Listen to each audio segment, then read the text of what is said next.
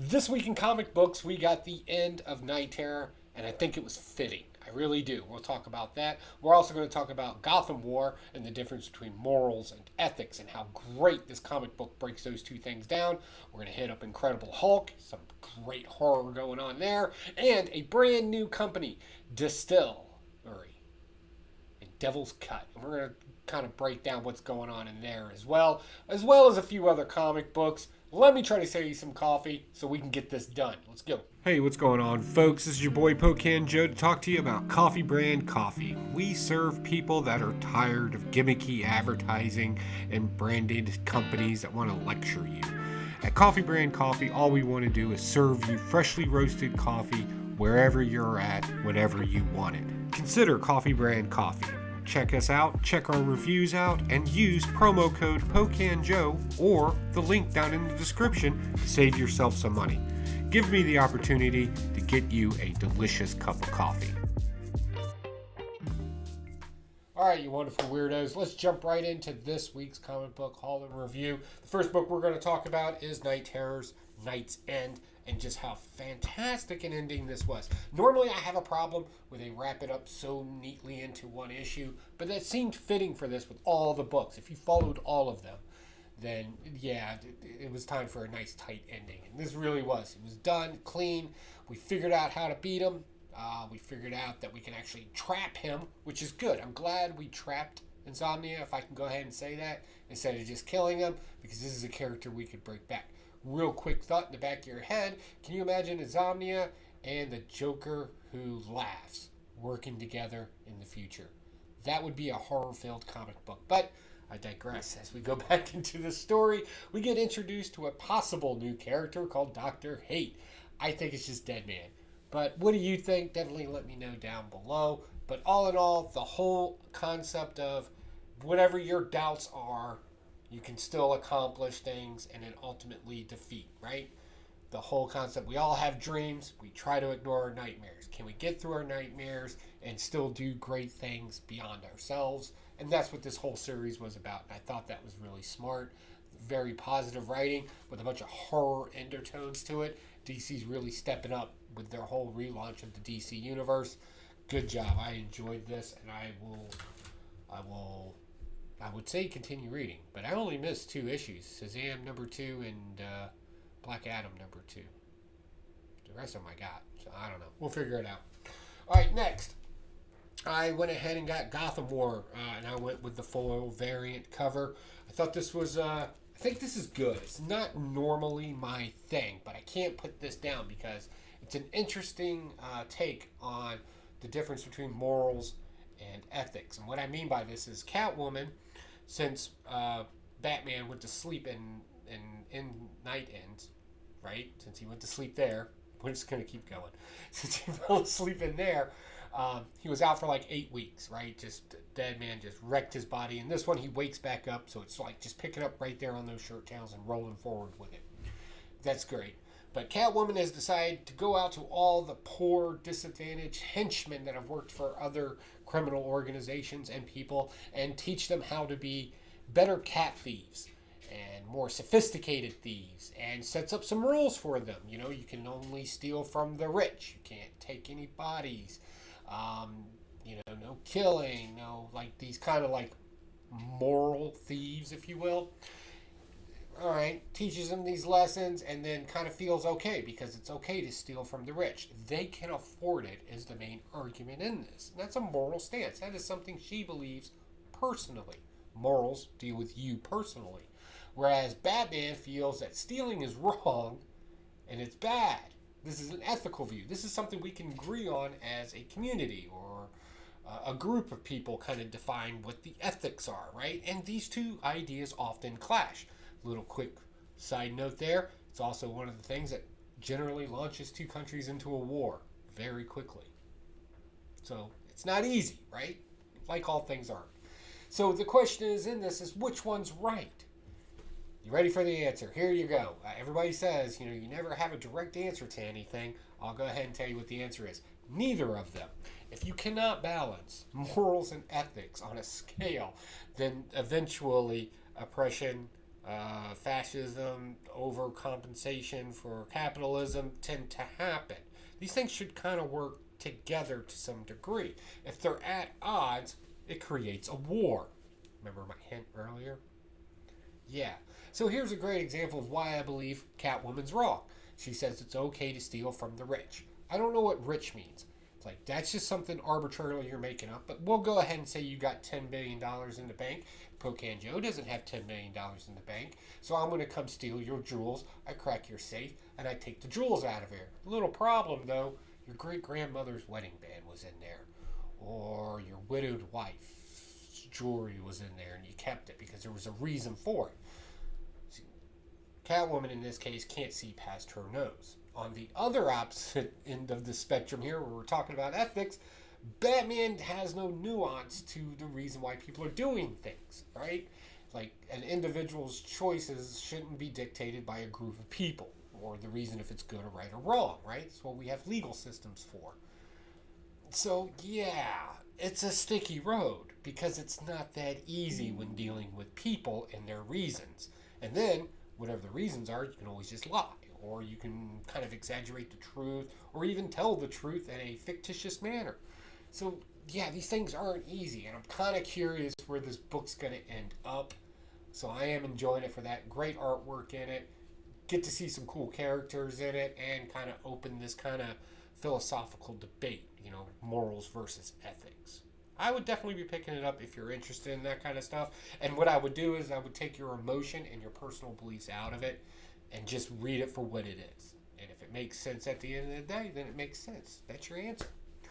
All right, moving on. Doomsday Special. All right, so Doomsday's in hell.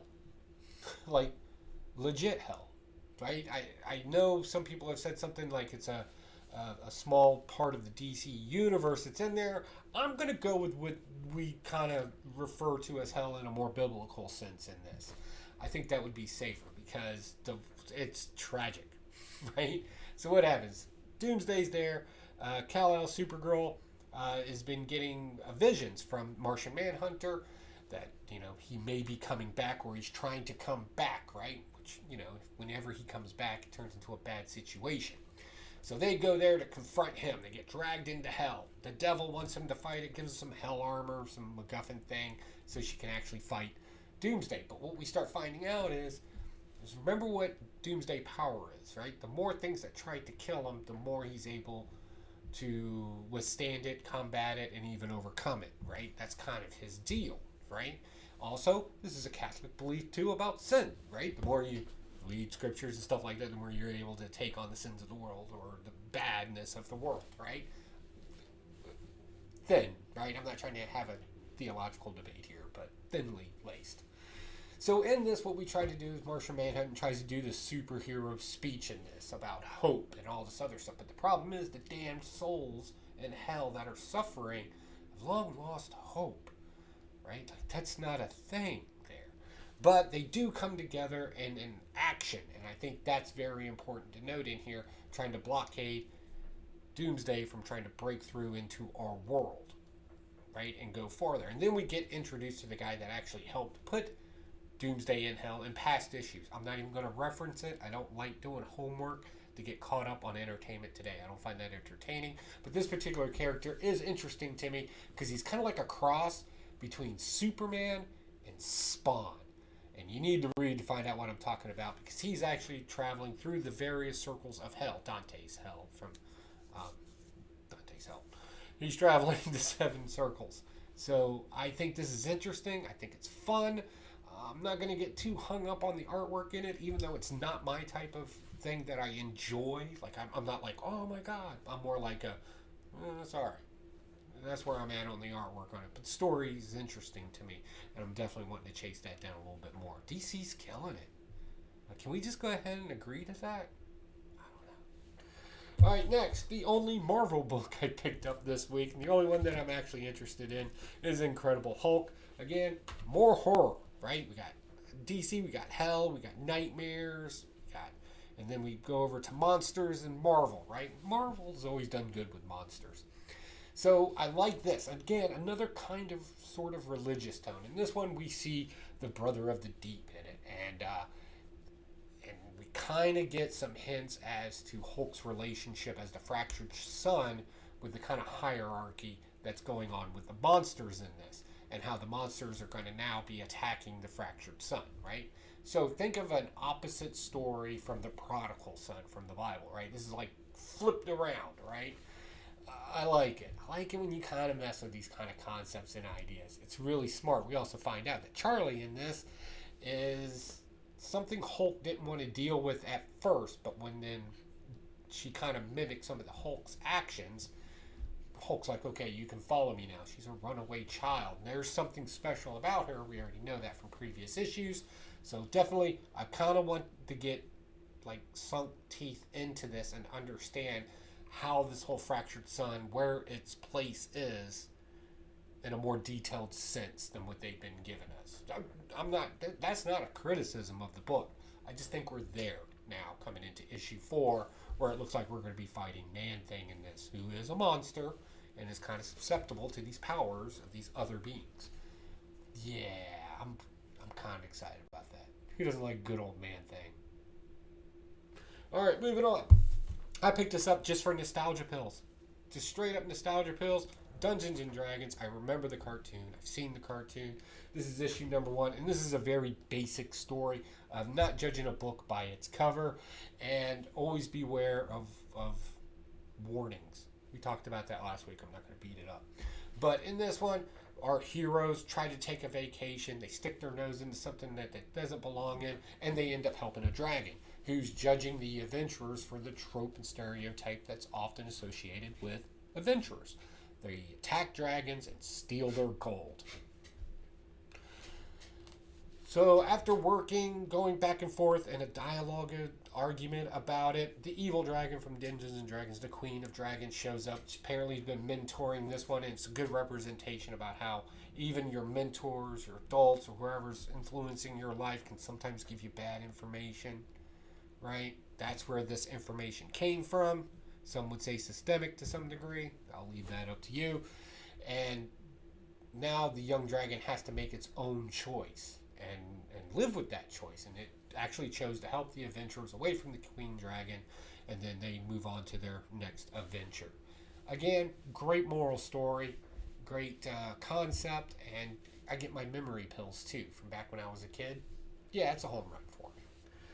Moving on, more nostalgia pills for you guys out there. Teenage Mutant Ninja Turtles and Street Fighter. This is issue number 3. So now we finally found out what the bad guys are doing in their course, the most traditional evil monologue of all time. They're making what is known as a psycho bomb. They're taking the dark essence of everybody out there, everybody, because everybody's capable of bad things.